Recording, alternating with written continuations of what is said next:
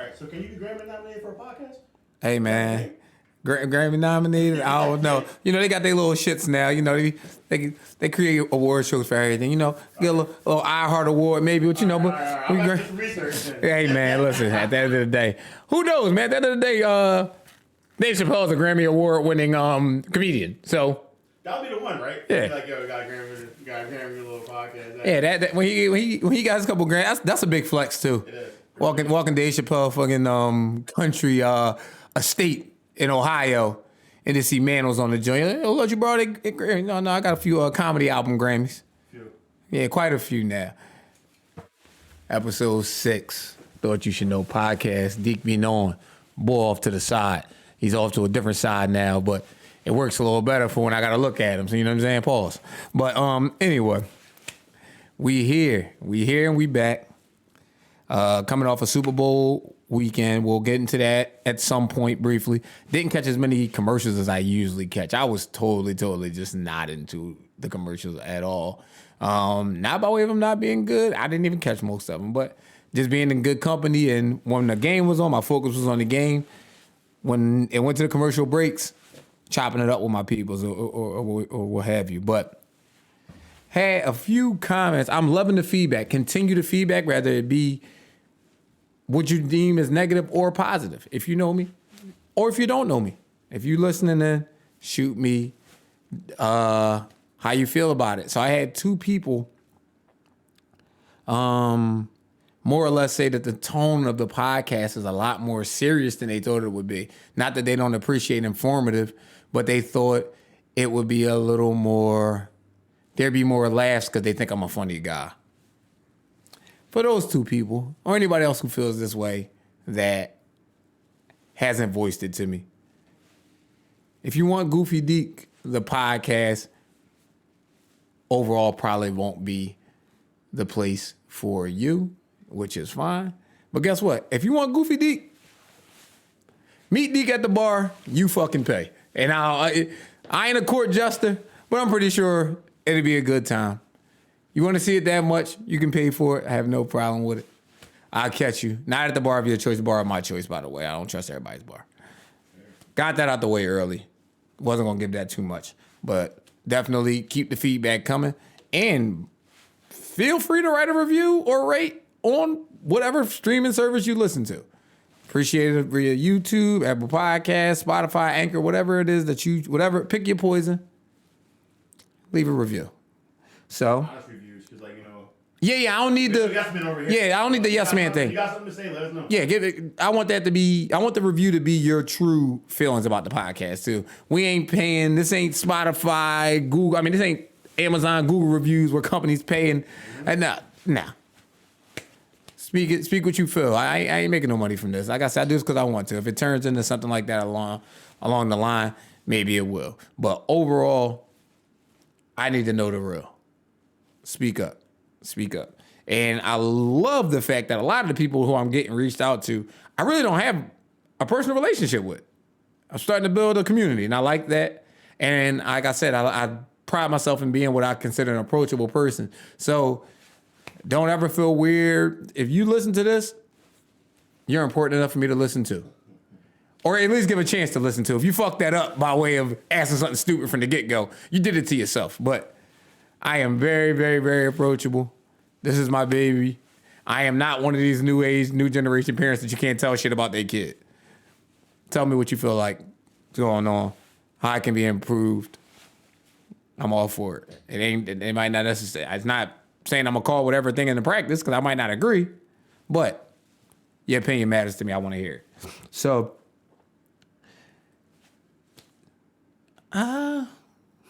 is this... I'll skip a topic. I'm going to go right here because this is almost the perfect segue to this. So why do close friends not really listen to your stuff as much as complete strangers? I'm starting to find out, right? Like I said, everything ain't going to be for everybody. I know people who take it so personally that their peoples don't necessarily support whatever they have going on the level that they do. But in fairness, right? Do you want genuine fans, or do you want somebody that you're only coming because you're dragging them by the fucking foot to take them there with you? I don't need necessarily my friends to be. So support is support. Like support, genuine support is support. Otherwise, it's something else. If the person's coming just because you made them come, that ain't support.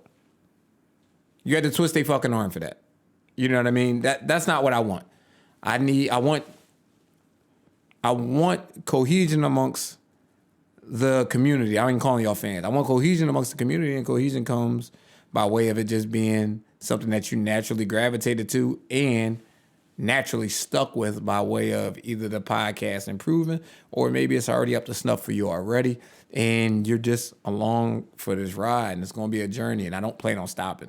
So I'm going to love the fact that there's going to be people who are starting with me in these early episodes, still in the single digits, who are going to be able to talk, and the conversations that we have are going to be based off, we're going to be bridging together content that has been in over just rolling themes that have been established early and continued throughout.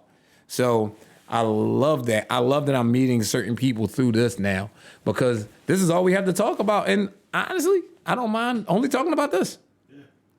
You know what I mean? That's big for me. You know what I mean?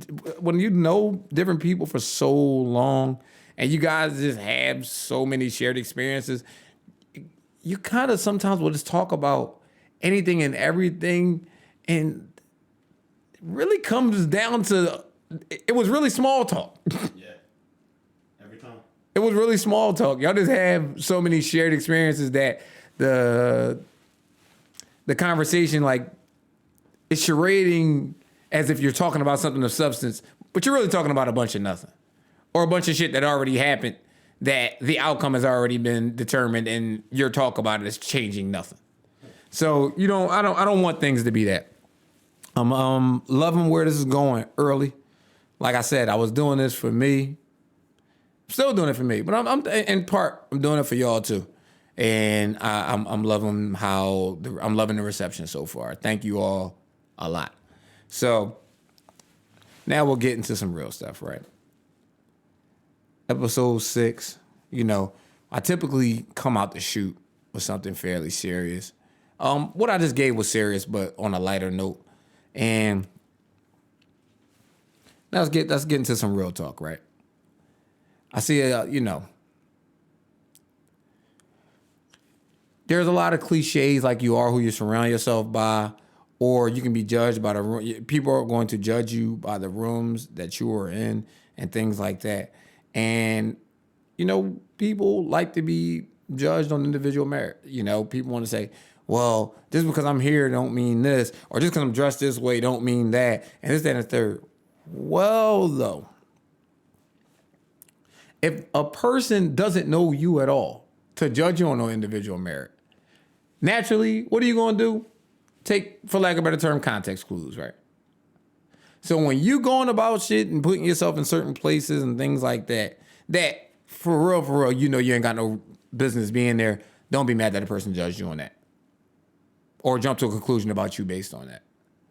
I'm seeing that now by way of kind of separating myself from different scenes. And now seeing why a certain person might have looked at me a certain way at a time, where it didn't really apply, but I can see how they arrived at that opinion. And I guess I see it now based on how different they talk to me now because I'm out of those spots. You know what I mean? Something that, and I like to think of myself, I think highly of myself. I like to think of myself as a commodity. And what makes something a commodity? Limited access. Nobody gives a fuck about the thing everybody can have. It's true. You know what I mean? So when I look at it that way, I felt like I've always felt this way, but I wasn't really putting it into practice. Everybody can't have my time. Everybody can't have my time. That's why I said, y'all not fans, this is a community, because I'm choosing to give y'all my time. And I'm very, very, very serious about my time. And it's funny you say that. It's definitely a balance between the two, right? Because, it's like, being creative, being an artist, making a film, you put a trailer out, right? You entice people. And then they pay their money and they sit in the seats and they're like, all right, you better entertain me. Right. But now it's a little bit different because, you have people that are coming to listen to what you have to say. and they're staying. They're staying, right. They're staying and they're listening to it and they're coming back. Right, retention. It's really major. So, Yeah. and so it's almost like the energy transference. Yeah, and it's just like, and you can see certain stuff. So I was about to lie and say I'm not a big numbers guy. I'm a huge numbers guy. But as far as this goes, because I want to do it, I don't really check the numbers yet. Like, let me be fair when I say check the numbers yet. And a couple days in, or even when I go to record the next episode, I don't check throughout the week to see how many people listen to the episode. That's not where I'm at with this yet. You know what I'm saying? Too many people, like I said, they need that. It's that microwave society shit. It's that immediate gratification. It's gratifying enough to me that it's out. Mm-hmm. So, and it's gratifying to me when I get somebody to ask me something. Maybe something wasn't cleared up enough when I'm on the actual episode. Or, like I've been getting, I wish you would have went in way more on this, right? So, with all of that being said, people are going to judge you based off of at least the things when they feel like you had a choice in the matter, where you choose to put yourself, who you choose to put yourself around. It's going to happen. Just don't be all beat up about the person acting like they don't know where they got it from, because you know where they got it from. You know what I'm saying? I was in a situation that I might have spoke about on episode 1 or 2 when I was talking about when I was doing the camera things and things like that, where, like I said, some things went left and pretty much lost everything, right? I was disappointed, but I couldn't be so beat up or surprised, because even though I myself wasn't directly involved in anything, I was willing to do business with people who were involved in everything. So you never know when shit's gonna go down. Certain things went down while I was there. Nothing I could do about it, but you could choose. Like I said, always says, it's easier to complain. It's easier shit to pass the buck. I could have found somebody to be upset with, but choice, grown man. I chose be upset with yourself if you're gonna be upset at all. You know what I mean? I was a little disappointed, but overall, like, I don't know if even upset. Like I said before, I don't know if upset. Yeah, I don't know if I was. Yeah, you were around me at the time. Like, so I remember you gave me the phone call, and I heard that what had happened, and then it was like, all right, on to the next move. It was more or less that. It was like, I mean, we didn't like dwell on it, we didn't talk about it, but it wasn't like, it wasn't anger, because we all knew what was right. We all knew the potential. Right. It wasn't like we were pretending that like things couldn't happen. Yeah, and that was just a prime example of you weighing risk reward. Mm-hmm. And I thought about the risk for like 2 seconds, because I thought the reward was worth it. It was. At the time. You know what I'm saying? So when you think about things that way, at the end of the day, when you're choosing to be in certain spots, right? You could say you just want to drink. You go to this particular spot. This is your after work hangout for yourself, right? You go sit at the bar by yourself. But you know pretty much every day out the week, a certain, how can I say this? From the mobster movies to any movies on, there's always been a certain thing where a certain element of people choose said spot as their hangout. Like, this is basically the clubhouse, more or less, right? This is the adult clubhouse. Yep. You know, for sure, these people gonna be in here every day, right? So, just on the extreme end, God forbid there's a criminal sweep of the fucking place, a raid of some sort based on them people being there, and you're there that day. Cops don't care to shoot a random motherfucker at the bar. You're getting taken in at that moment. Like, it might not be nothing that sticks, but that's what happens. Or when certain people associate that spot with those people and they see you are always there, they might not say that you're a part of that said thing, but they're going to assume that you're a part of a certain way of life.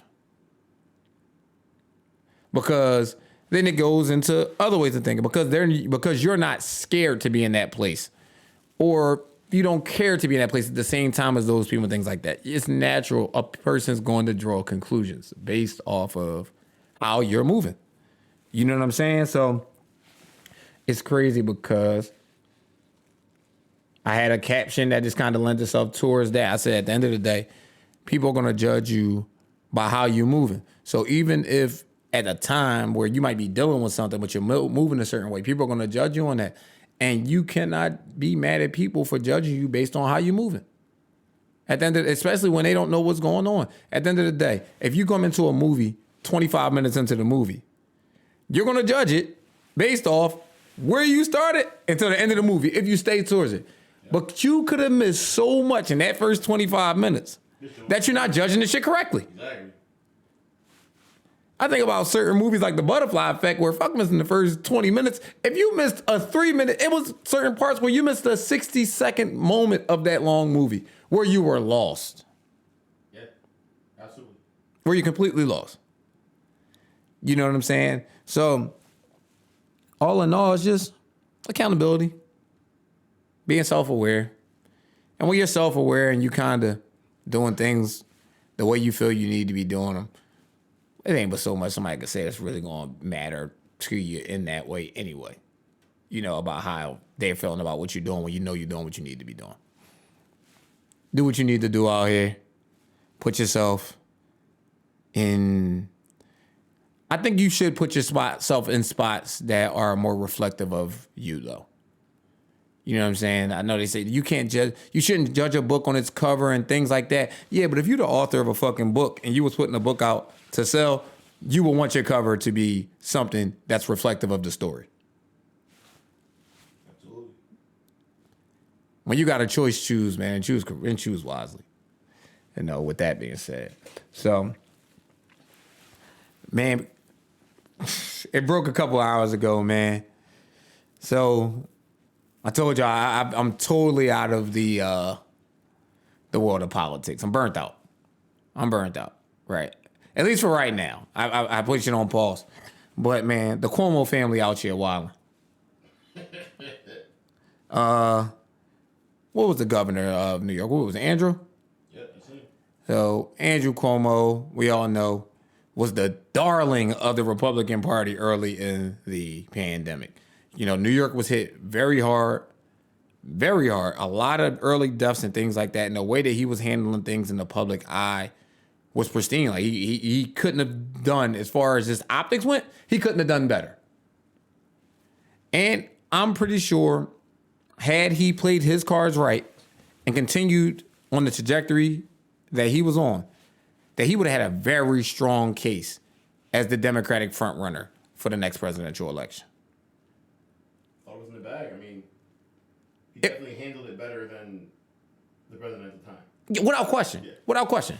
And when a person can damage control to the level that he was doing damage control on, when people, with the number of deaths they were having, New York was the state that was throwing the bodies. They couldn't store enough bodies in the morgues and the hospitals, and they were bringing 18-wheelers to store bodies on until they could sort through them.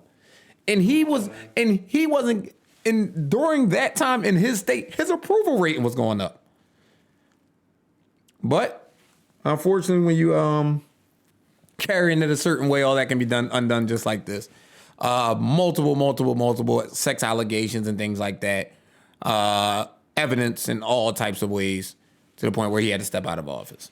So naturally, with that at the time, aside from COVID and the insurrection pretty much in Washington being the biggest stories in political TV, his brother, who was one of the lead anchors at CNN, naturally was sent on pretty much a paid leave of absence because they felt there was a conflict of interest for him to cover stories that were about his brother.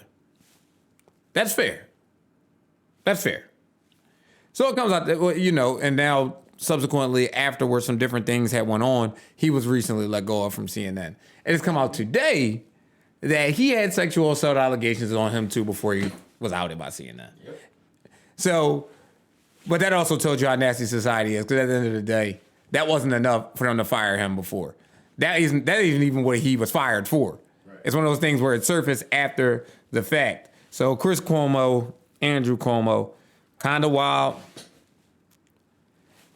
Y'all making y'all family look so bad in the public eye, though, man. It's a nasty joint. Andrew Cuomo, he just completely fucked up, though. He had it in the bag. On top of all the things that I named, his children are Kennedys. You know what I'm saying? Like, I mean, he was the story. Like, Yeah. if you could fucking like create, if you had like a 2K My Player for fucking political candidates, it was him. I mean, isn't that what they did? Yeah, he undid it, being a fucking creep. You know what I mean? Just being a fucking creep. I'll try and keep those conversations to a minimum, man, because it's a nasty world we live in. I don't want to be the one to fucking shine light on shit that's getting shine light on daily anyway. That's nasty. You know what I'm saying? Leave these girls alone, man. Let them come into the workplace to work. You know what I'm saying? Don't be comforting her on the couch saying, you know, if you do this, I got you. We ain't doing that, man. It's 2022, man. Grow the fuck up. But Super Bowl Sunday, I will get the sports minute and a half or two out of the way early. Super Bowl Sunday, like I said, I didn't catch many commercials. Awesome football game, but 99% of my timeline, besides, and this is more so Twitter. I'm usually when there's a live event of a large magnitude, I go to Twitter because stuff is actually chronicled in time order, and it's words, and people can really give you play-by-play commentary for the most part. So y'all kind of interacting on that, and just how much of my personal peer group, for what it's worth, can't even enjoy the game for real because they're so invested by way of sports betting. It's not even funny. I personally do not sports bet because I myself, sports is my passion and I want to enjoy it. Once you choose that way, it is over because you can't root for your rooting interest now is your money. Mm-hmm. And that takes all the enjoyment out of it if you ain't winning. If you ain't winning, if you putting paper out there and you ain't seeing the return, it ain't shit for you to enjoy. I'm not doing it to myself. I've had access, you know, wink and shit, for years to like bookies and things like that before you could get on your phone now and just bet legally. You know what I mean? I never wanted no parts. I still don't want no parts. I want to enjoy the game. You know, I understand that certain shit is definitely fixed. When you have that type of money, being able to change hands and things like that, it would be asinine to believe that there isn't a certain level of control over there. The house wins. Mm-hmm. The house wins. The house wins, or it wouldn't be the house. The house wouldn't have been built if it wasn't going to be a winner. So, listen. Congrats to all my winners from this weekend. To my losers from this weekend. Maybe that was the sign you need to come back to the other side with Deeq. Come enjoy some wings. Come enjoy some wings and come enjoy some wings with Deeq at undisclosed bar and or restaurant. If you know, you know though.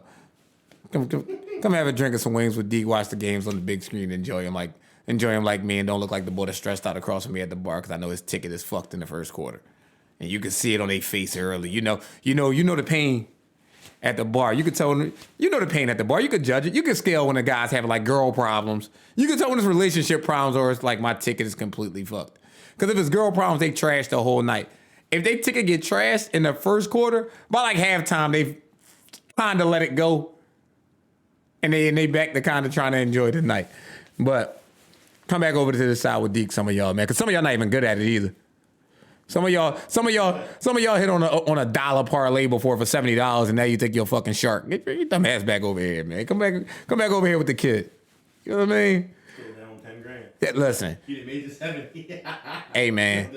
It get nasty. I saw some nasty tickets. I saw some nasty losses, by the way, too. Some of my homies who are actually good at this, like the thing that ruined their like 11-leg parlay, the one thing out of the 11, it's just like, I'm hurt for you, bro. Speaking of nasty characters, the nasty tidbit news of the day is that R. Kelly hired Bill Cosby as appellate lawyer today. Wait, what? Yeah. He's like, hey, man, he got Bill. He's like, if he can get Bill the fuck off, he can get me off. Yeah, man. Hey. I hate him, yo. The Kells, man. You talk about Wild Boy Hall of Fame. Yeah. He's he first team. He first team. All team. The starting one. Yeah, all team. First team all decade, first team all half a century. Because he's, what the fuck is Kel, 60? Is he? He ain't young. Hold on. I had to look it up. 55. 55. Yeah, he been at it for a minute. Yeah, Freaky Jason. He was what? I always look at it like this, man. When you a motherfucker that could grow hair and you had a baldy with the exception of Jadakiss, and you just had a baldy by choice, you either a pervert or a serial killer. Except for, like I say, except in the Jadakiss. You know what I'm saying? Kel's had a baldy in 93. He was like fucking 20. His hairline probably wasn't even receding yet. He just chose to have a baldy and be a freak. Freaky Jason. Speaking of Wild Boy Hall of Fame, Wild Boy does not mean pervert. Let's be there. You be Wild Boy for different reasons. Wild Boy of the Week, and it is still ongoing, Kanye West. Yo. The rants he's been going on Pete Davidson at this point. Yo, I don't usually find his bullshit funny, right? Man. No, it's hilarious. Dog, the morning of the Super Bowl, he was going insane. I'm pretty sure if you Google this stuff, you can find it. He has since deleted all of the IG posts, but it's made its way to the internets, so it's around. Yo, I screenshotted it. Oh, y'all need it. I got it. Oh, we need it. More up to the side, being a good producer that he is going to pull up some of. But the one that stuck out to me, because he was ranting, like these were like full blown. Every caption was paragraphs. And one of them started off, it was a picture zoomed in on Pete Davidson's pants. He had on some bullshit pants, I ain't gonna lie. They were corny as shit. It was like Pete Davidson's pants, but it's funny as shit because the picture he zoomed in with, he's actually in the picture with Kim Kardashian, right? He said, he starts off the caption with, man, would you look at this dickhead? And I'm like, instantly, yo, he just made every Philly boy proud. Because I don't really see people. I didn't know like that was a black thing universally. Even if it is, nobody uses it. It's not in anybody else's like city black dialogue like lexicon where it is in Philly. Just the casual use of the word dickhead. Exposure. Oh yeah, well, you know, he said Beans gave him the name, yay. Yeah. I mean, he got his nickname from a South Philly nigga. You know what I'm saying? Flex your shoulders a little bit. But he is going insane. And fellas, it gets to a point where I'm just like this, right? Yo, when you just gonna admit, yo, I'm hurt. Yeah, that's it. Like, I wish I had the sound drop right now of pretty sure everybody knows him at this point. He went viral the year the Eagles won the Super Bowl and all that. But I've been seeing this guy for like pretty much the better part of the last 10 years. Super Eagle fan Monty G 2 years ago went viral, at least in the Philadelphia and local area, when the Eagles like either the last game of the season or something like that, they got blew out by the Cowboys. And they caught a video of him and Chickies and Pete's, and they're interviewing him, and he starts crying.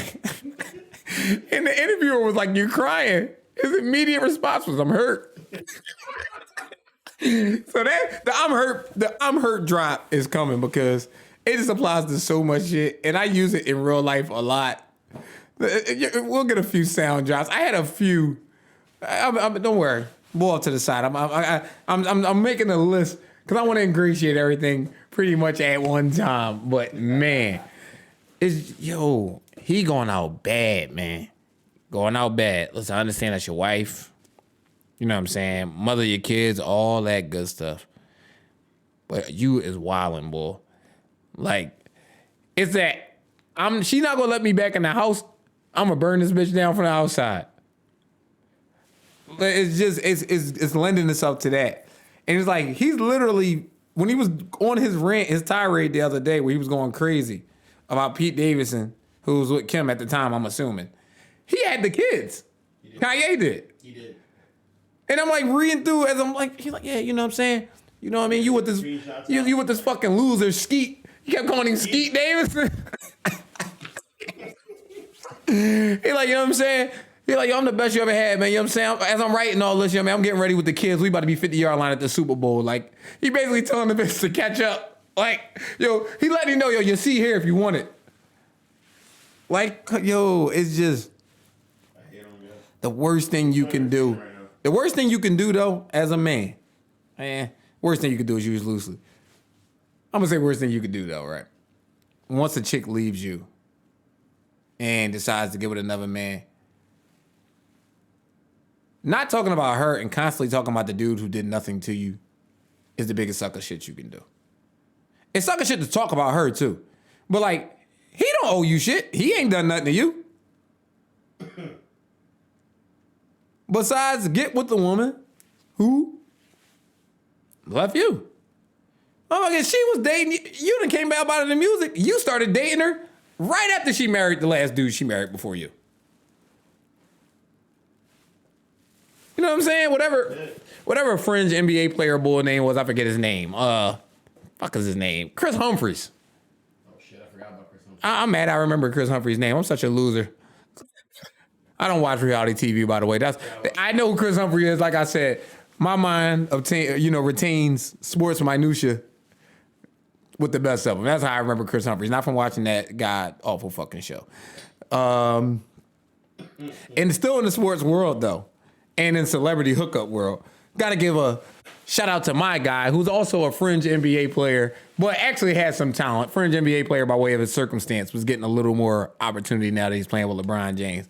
My guy, former Kentucky Wildcat, Lakers backup point guard, shooting guard, Malik Monk.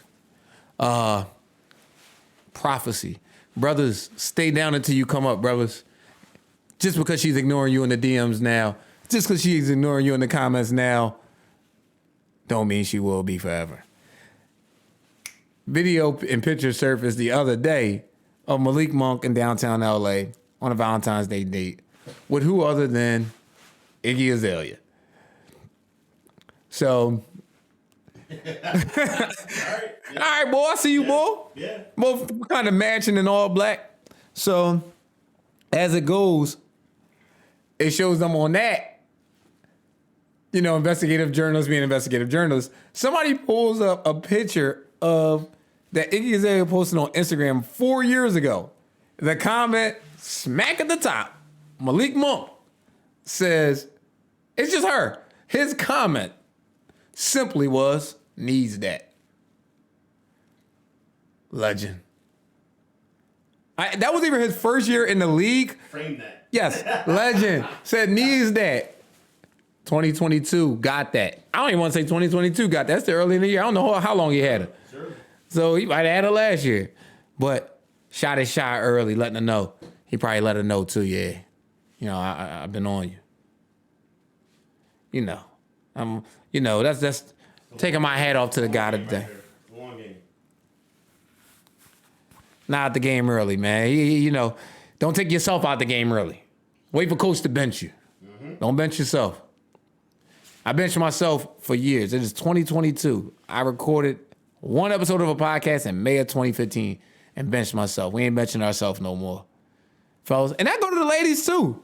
Prophecy, you know what I'm saying? The lady ain't listening. I'm a guy that, I big up women. I'm big on women. I'm usually, but the guy might be the catch and the woman might be chasing. Never too late. Never too late. You know what I mean? And never too late news. It's never too late for you to fuck up your legacy by saying dumb shit publicly, right? Once you out of say game, right? Yeah. Fucking usually out of the big three, Kevin Garnett is usually the most liked. Even though he's the most brash, guy has a history of saying wild shit to people on the court and things like that, he's still respected. Most people, for whatever, not for whatever, most people don't like Paul Pierce because of his just outward vitriol and hatred towards LeBron. But Kevin Garnett comes together and was speaking on this era of the NBA and speaking on how soft it is, right, by way of people teaming up with each other. The pot calling the fucking kettle black is insane. So here he goes with, everybody's just running from the grind nowadays, teaming up with each other. Back in my day, we did it the hard way. If you can't win alone, you're considered a bum, period. His Boston Celtics team is where the term the Big Three was created for this era. You didn't win shit in Minnesota, Kevin Garnett. Nothing. You won an MVP. You won a Defensive Player of the Year. I'm talking about as a team, you won nothing, bro. You came together, you did what you had to do to get a ring towards the end of your career, not mad at that, and you got the ring. How are you talking shit about these dudes for doing exact... Only thing that these dudes doing that y'all fucked up at is they teaming up in their prime. And that's why it looks so, I guess, egregious. Because you're like, no, he's a star and he don't need to team up with this. Man, listen. You doing this, I'll equate it to the streets, right? Is you doing this to be called a real nigga, or is you doing this with some end goal in mind? You know what I'm saying? Is y'all here to get something? Y'all here to accomplish something? Or perception? Do you want perception? You know what I mean? I know for a fact a lot of people are. It was one of my talking topics of the day. I kind of scrapped it. But it was how social media approval, right? Some people would rather look like they live a certain life on social media than actually living that life. And in a lot of the cases, some of these people don't even want to live said life. But said life, portraying said life, gets them a certain reception from people who they don't even know in real life, who don't even bump into in real life. Now you could have it, you could be like the legend that is Simon Leviev and or Simone Hayut of the Tinder swindler story where, you parade around as the end of a socialite and chicks want us as the people to feel sorry for him swindling them out of all that money when at the end of the day you gave him all the play in the world because you thought he lived a certain life. That's right. So, that's like a chicken or the egg argument too, right? For my people who saw the Tinder swindler, and many stories like it. He's the first of many who are running game like this. So, are you pissed at him for swindling these people? Like, are you a sympathetic figure for these people who quote unquote got swindled by a guy who they only gave the time of day by way of the fact that he's on Instagram on private jets with luxury watches, luxury European fashion? They were attracted to him because they thought that he lived a certain life. By way of connecting to him, they could also live a certain life. And then they found out, not in some of the cases quite quickly, they found out over time that, oh, he is getting his life funded by us. Yeah. The first case in that documentary, for those who haven't seen it, go check it out. The Tinder swindler. Shout out to the fellas at the realest podcast ever. Congratulations on the live show, by the way, the 5-year anniversary show. But Chad kind of broke it in there. He's like one of those people that watches everything that streams too. He's he's one of those dudes. Like I'm talking about, it would say new to that day. He'll talk about it on the next podcast because he'll just watch it. I can't watch everything anymore. But I watched that, and man, it's the level of ridiculousness. Like, this dude is such a master of manipulation that it's still pain in the girl's eyes when they have to talk about him in a negative way. Yeah. In some of their cases where he's fucked some of them individually out of $1 million. Yo, imagine this, right? Can you imagine being broke and a motherfucker robbed you for $1 million? It doesn't even sound realistic, right? It doesn't make any sense to me. Let me make it make sense though, right? In these cases, he was falsifying pay stubs for these women and everything for them to get American Express cards in their name for his usage. He had a chick. He had a chick. He told us one of the chicks. He has them believe that he's like an heir to one of the biggest like diamond businesses in the world, right? Right. So he's like, he basically kind of over time, butters them up and kind of tells them, the diamond industry is a dangerous industry. I have a lot of enemies. They're always after me. Sometimes I have to do things. I have to go up the grid and whatever the case might be. So one of these times he tells the girl, y'all need 30 grand. She's like, well, I don't have $30,000. But he's like, basically, we'll figure it out. Like, I need it. My enemies are after me. I can't use any of the credit. I can't use any credit cards. I have to stay off the grid. But you want me to fly to you with 30 bands in cash? Right. That should have been, that actually was her question. He just simply responded, my enemies. That was basically like, make it happen. The first thing she does was Google how to get a quick cash loan. Now I will say this. I can Google all the how to get a quick cash loans I fucking want. I can do all of these things to posture and create a fake pay stub and what have you. I'll tell you this. If my ass ain't got a certain credit score, if I apply for a certain card with American Express, they're gonna laugh in my black ass face. Absolutely. So a lot of that shit he was able to get off because he was getting it off, getting white women to get it for him. Because it ain't no motherfucking way. Lakeisha from around the way, they gonna like, you sending that pay stub, you know what they gonna ask for? What the last 3 at? Show me your fucking pay stubs for the last year. Not me 12. Yeah, we ain't going with the one you sent me for the 90. We ain't doing that. We ain't playing them games. So I don't know if I'm supposed to be right now feeling sorry for those ladies. I see that a lot of them, usually when you agree to be part of a documentary, you're doing it for free. You usually agree to do it because of the exposure that you're going to get, and maybe you'll be able to capitalize on some things after the fact, right? So I see now that in the wake of the Tinder swindle blowing up, that some of the girls they've been posting GoFundMes to pay. So I don't know if I'm supposed to be sympathetic to their cause or give credit where it's due to a very brilliant man, clearly, because he's still out here making shit shake. He is now, like most people who aren't of my hue of skin, white collar criminals can be rich after their very short sentence, usually. Yeah, which is wild to me. It's wild as shit. He's selling classes right now. Yeah. On how to do this. It's how it goes. He took the fucking, like many before him, Jordan Belfort. Yeah. Fucking fucked Wall Street around. Fucked a bunch of people around for a long time. At the age of 29, was down there making $30 million a year. I mean, no, my bad. Not making $30 million a year. Was down there making $50 million a year. He owns fucking waterfront property in Malibu. Now. Yeah. Sells classes online, goes and does public speaking and all that. Like, only white criminals are endeared after being caught for what they did for doing it sloppily. This is wild to me that, like, you can do the crime, right? Mm-hmm. Do the time, right? Mm-hmm. Do the rhyme thing, right? Mm-hmm. And then come out and still have money. Like, I mean, like, what's up with all right, so on the flip side. Oh, no, white collar criminals, all of them take fucking deals, though. I know. Yeah. I know. But, like, fines and penalties, like, you would think. But, like dudes be coming out of jail with millions. Chilling. But we just talked about that. You know what? Let me not say only white people, because we just spoke about that a few weeks ago with the guy from Pretty Ricky. Yeah. With all the fucking PUA and PPP scamming. Yep. And he only had to pay $3 million combined between the restitution and the penalty. And he ain't fucking admitted that he fucking scammed him out of $20 million. He won. Yeah, he fucking won. He only got sentenced like 20 months. Yeah, he won. He ain't even got 2 years. If he ain't fuck off all the millions, man, if I got 2 M's lying around of that 20, I'm still happy.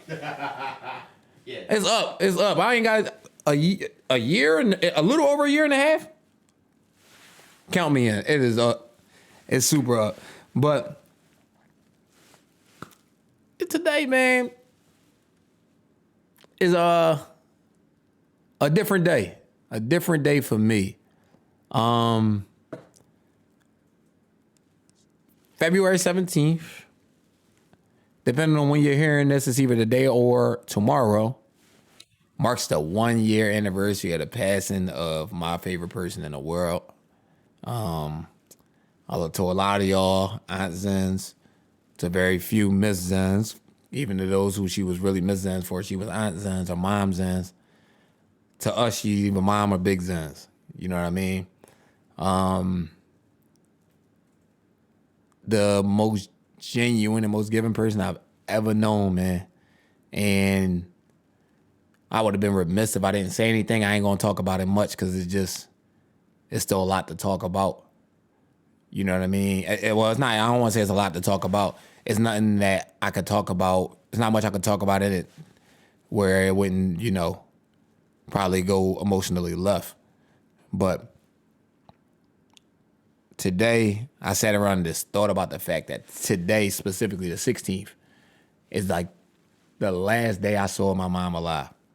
So it was a weird day for me. I didn't cry, though. The thought wasn't depressing. It just was, I did a lot of just circling back and just thinking of just how amazing of a person my mom was, man, and how her name resonates when said pretty much anywhere I go. And just wanted to put that out there today because that name is going to live on forever in some capacity.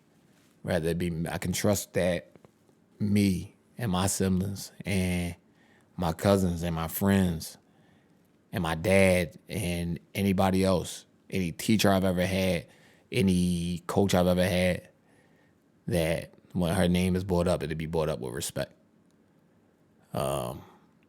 Rest in peace, Mom. I love you. Thought y'all should know that. Deeq be knowing. I'm out.